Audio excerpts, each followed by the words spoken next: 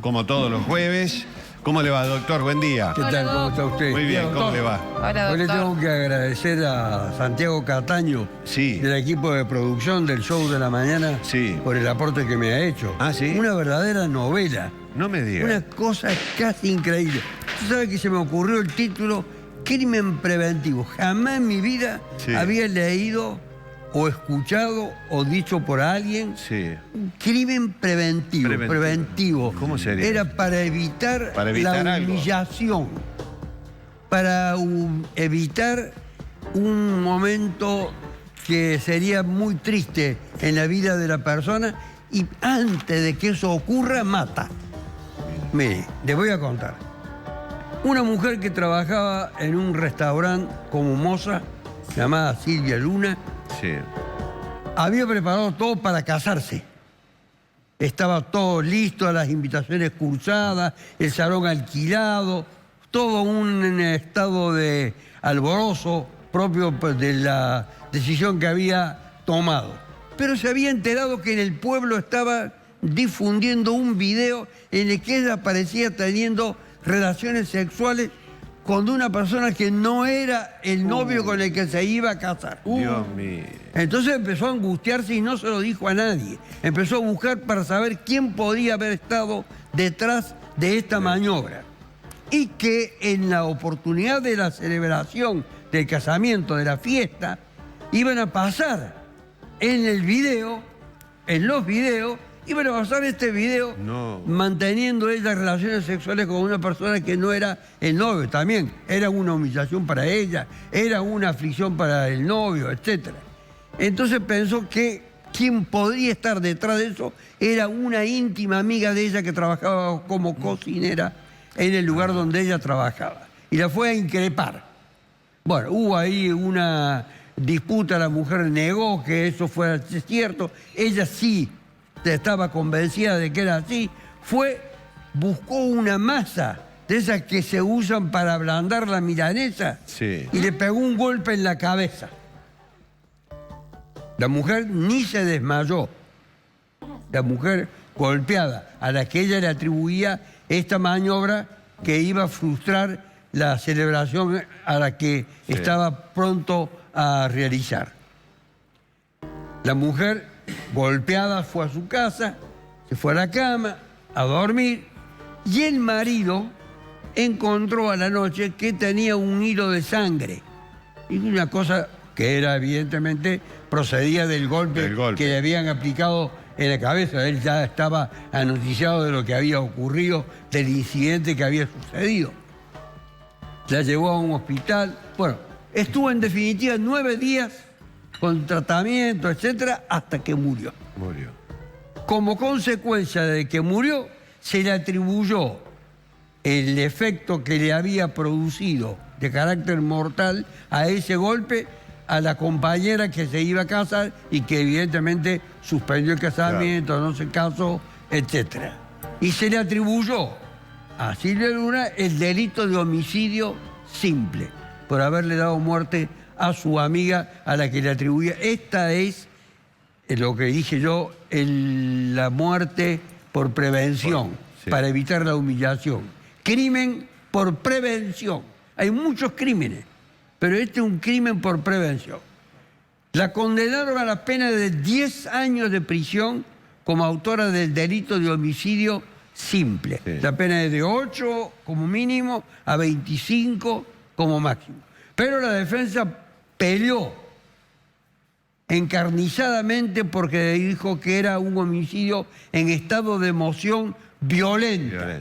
Que las circunstancias hacían excusable, que este factor, el de la difusión del video, etcétera, que se lo había atribuido a la víctima, había sido lo que había provocado su reacción homicida. Finalmente, un tribunal de casación de La Plata, en la provincia de Buenos Aires, resolvió hacer lugar al recurso de casación y consiguientemente dijo que era un homicidio en estado de emoción violenta y redujo la pena de 10 años a 4 años de prisión. Ella ya había pasado prácticamente todo eso. En la cárcel, mientras tanto, ella pensó que ya era inútil que entablara vínculos sentimentales. Pero usted sabe que las mujeres y los hombres encarcelados por homicidio despiertan pasiones muy profundas en personas que le escriben, que los quieren conocer, que quieren tener sexo con ellos en la celda, que quieren mantener relaciones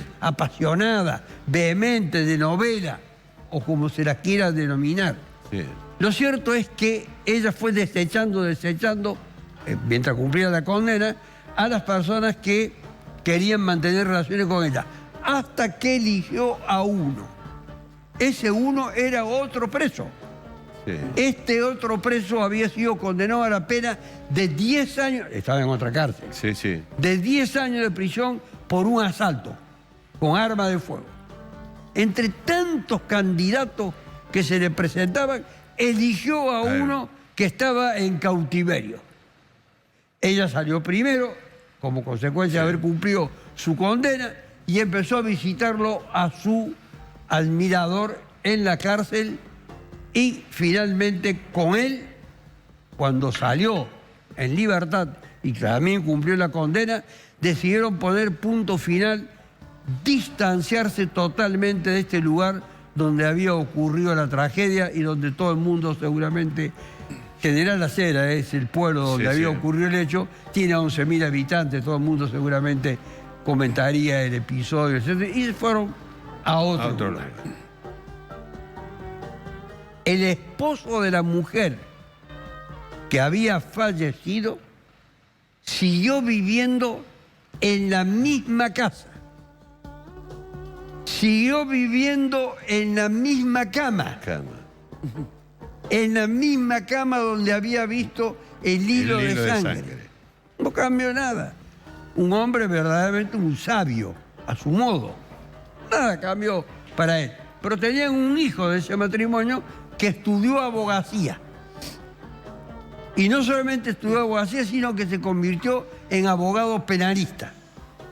Y le dijo al padre, no sigamos recurriendo porque esto ya es, el sistema es así, no van a cambiar la situación, la pena que le han impuesto y la calificación que le han dado de homicidio en estado de emoción violenta es inmodificable, de manera tal entonces que pongamos punto final a esto. La mujer que había dado muerte tenía familia que siguió viviendo en el lugar. Todos en General Acera se conocen. Este muchacho que se recibió de abogado y que es abogado penalista se suele ver con los familiares de quienes mataron a su madre y los saluda. Es decir, una especie de convivencia armónica, sin recriminaciones, sin odio, sin nuevas imputaciones. Hay que llegar a convivir en un pueblo muy pequeño como ese y no alimentar un espíritu de revancha, de odio, etc. Entonces, el caso da muchas enseñanzas. Cumplir la pena, formar una nueva familia, hacerlo con un presidiario, desechar otros candidatos, y a su vez, el que había... me olvidaba del novio que dejó de ser novio, que era el del casamiento. Que suspendió el casamiento. No tuvo ningún motivo de reproche ni de censura, no se volvió a casar. No sé si tendrá relaciones sexuales o no, pero eso es un problema aparte que a mí ya no me interesa. Pero desde el punto de vista de su actitud, siguió conviviendo en el lugar. En definitiva, en General Acera se forjó una buena relación armónica, etc. Ahora a algunos le voy a preguntar, a muchos de los que hablan de reproches, condenas eternas, cárcel de por vida, etc. ¿Cómo se puede lograr la armonía y la felicidad? No digo tanto la convivencia, pero la armonía entre todas estas personas que no se hagan ningún reproche.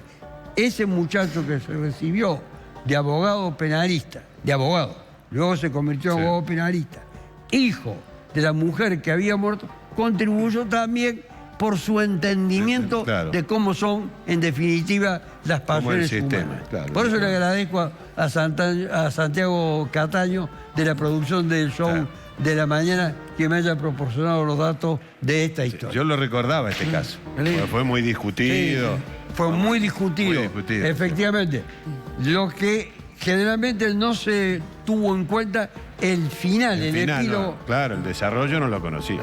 No lo conocía. Pero sí en el momento en el que con aquella masa Sí. para ablandar milanesa, Sí, sí, que había sí. pegado, hubo una cosa que impactó mucho Exactamente. por la violencia. Exactamente. ¿Sí, Vaquita? Ya está. Sí, sí, ¿terminó? sí. Queríamos hacer una pregunta técnica. Lagarto, ¿te acuerdas que discutíamos o informábamos el lunes sobre un caso realmente muy llamativo que sucedió en Villa María? Y le quería preguntar al doctor si la dimensión o la cantidad de lo robado en una situación de lo sustraído tiene injerencia en la definición de la pena. Esto tiene que ver con lo siguiente.